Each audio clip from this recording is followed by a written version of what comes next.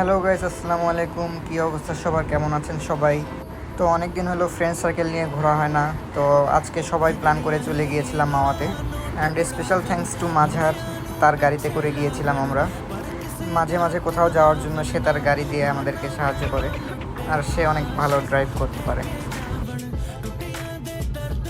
তো মাওয়াতে আগে কখনো আসা হয় নাই, তো পদ্মা সেতু দেখার উদ্দেশ্যে আর কি যাওয়া। তো এই এক্সপ্রেসের আগে নাম ছিল জাতির পিতা শেখ মুজিবুর রহমান, তো এটার নাম পরিবর্তন করে জাতির পিতা হজরত ইব্রাহিম আলাইহিস সালাম রাখা হয়েছে।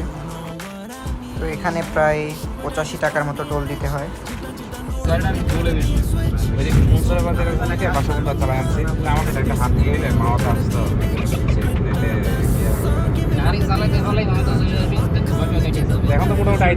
তো তারপর আমরা চলে আসি পদ্মা সেতু টোল প্লাজার সামনে।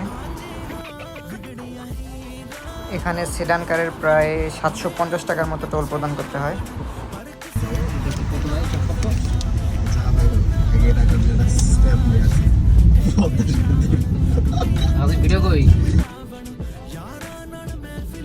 তো তারপর আমরা উঠে যাই আমাদের স্বপ্নের পদ্মা সেতু, নিজেদের অর্থায়নে করা। পদ্মা সেতুটা অসম্ভব সুন্দর হয়েছে, আর যমুনা সেতুর চেয়েও এটা অনেক সুন্দর।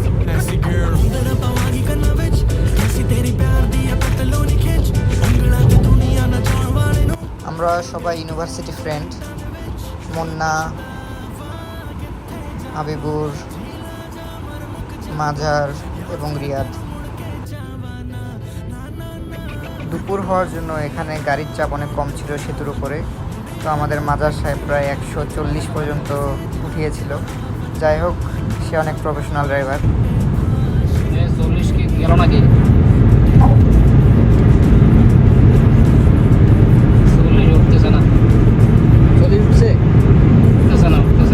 এইটা পদ্মা সেতু থেকে নামার রাস্তা, আর আমাদের প্রায় 8 কিলোমিটার সামনে যাইতে হয়েছে, বিকজ কাছাকাছি কোনো ইউটার্ন ছিল না। তো তারপর কিছু দূর সামনে চলে আসতে দেখি আমাদের সামনে গ্রিন লাইনের 2টা বাস, তার পাশেই না। তো মাঝার সাহেব এগুলাকে ওটি দিয়ে দেয়। এটা ভিডিও কর, গ্রিন লাইনের। হ্যাঁ, মাঝার সাহেব চলে যাচ্ছে মাঝার সাহেব। সামনে আরেকটা। আহা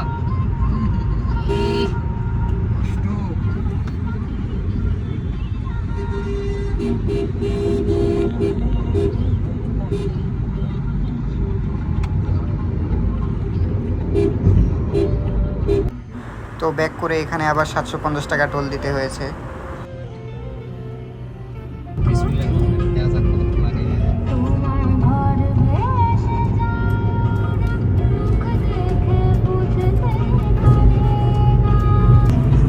মিনিট মতো লাগলো, বুঝছিস? 6 মিনিট লাগছে।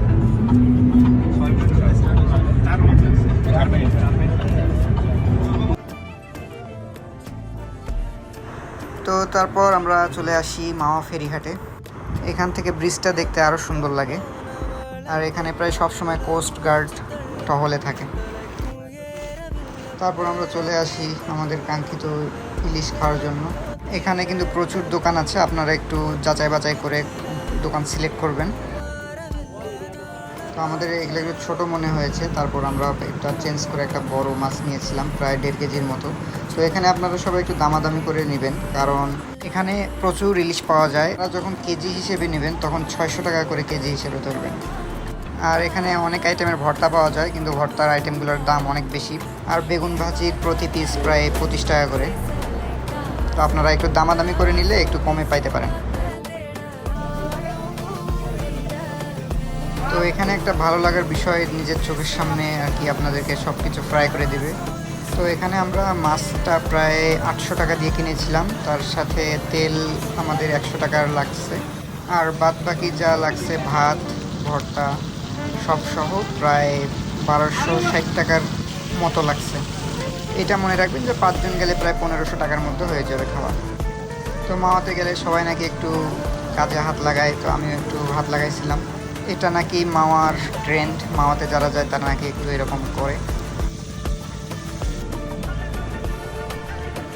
তো আমার রুমমেটও অনেক রান্নায় হেল্প করছে, একদম সানগ্লাস পরে। তো রান্না শেষে আমরা খাওয়ার জন্য বসে যাই। খাবারের মান মোটামুটি ভালো ছিল। আপনারা একটু তাদের সাথে ভালো মতো কথা বলে নেবেন, তাহলে আপনাদেরকে ভালো খাবার প্রোভাইড করবে। তো খাওয়া দাওয়া শেষে আবার পদ্মার পাড়ে চলে আসি প্রাকৃতিক সৌন্দর্য উপভোগ করার জন্য। তো তারপর আমরা ট্রলারে করে চলে যাই পদ্মা সেতুর নিচ পর্যন্ত। এখানে আপনারা একটু দামাদামি করে উঠবেন, কারণ তারা প্রথমে পার পারসন আপনাদের থেকে যাবে প্রায় 100 টাকা করে। আপনারা 50 টাকার বেশি দিবেন না। প্রথমে আপনাদেরকে নিয়ে যেতে চাইবে না, পরে আপনাদেরকে 50 টাকাতেই নিয়ে যাবে। আর নদী আমার পার্সোনালি অনেক বেশি ভালো লাগে। আমার বাসার পাশেও নদী আছে, নদীতে ঘুরলে মনটা আরও বেশি ভালো হয়ে যায়। আর দূর থেকে পদ্মা সেতু দেখা যাচ্ছিল, অনেক সুন্দর লাগছিল।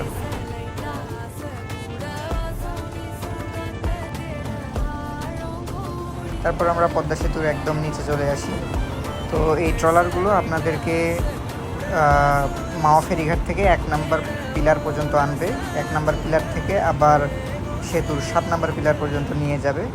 ওখান থেকে ঘুরে আবার মাওয়া ফেরিঘাটে নিয়ে যাবে। এটা হচ্ছে আমার বন্ধু মুন্না, তাকে হিরোর মতো লাগছিল। আর আমার রুমমেট তো শাহরুখ খান হয়ে গেছে।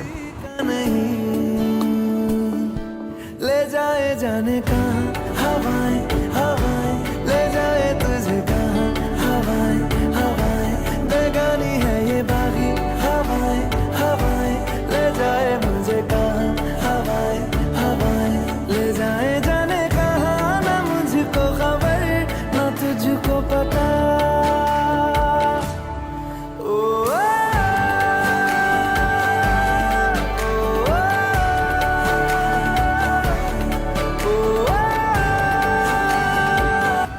তো প্রায় 40 মিনিটের মতো সময় লাগে মাওয়া ফেরিঘাট থেকে পদ্মা সেতুর নিচ দিয়ে ঘুরে আসতে। আপনারা গেলে আপনারাও এই নৌকায় করে ঘুরে আসবেন, ভালো লাগবে। তো তারপর আমরা ঢাকার উদ্দেশ্যে রওনা হই।